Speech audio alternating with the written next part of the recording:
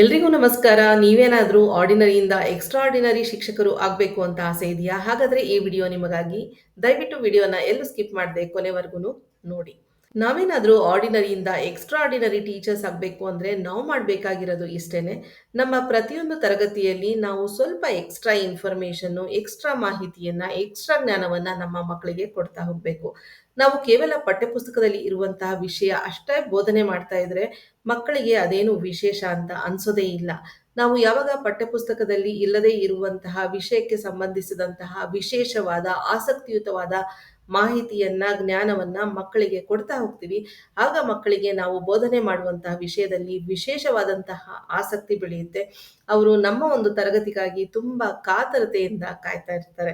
ಹಾಗಾಗಿ ಶಿಕ್ಷಕರೇ, ನಿಮ್ಮ ಪ್ರತಿದಿನದ ತರಗತಿಯಲ್ಲಿ ಈ ಒಂದು ಟಿಪ್ಸ್ ಅನ್ನ ನೀವು ಬಳಸಿ ಪ್ರತಿದಿನ ಏನಾದರೂ ಒಂದು ಎಕ್ಸ್ಟ್ರಾ ಇನ್ಫಾರ್ಮೇಷನ್, ಎಕ್ಸ್ಟ್ರಾ ಜ್ಞಾನವನ್ನ ಮಕ್ಕಳಿಗೆ ಕೊಡ್ತಾ ಹೋಗಿ.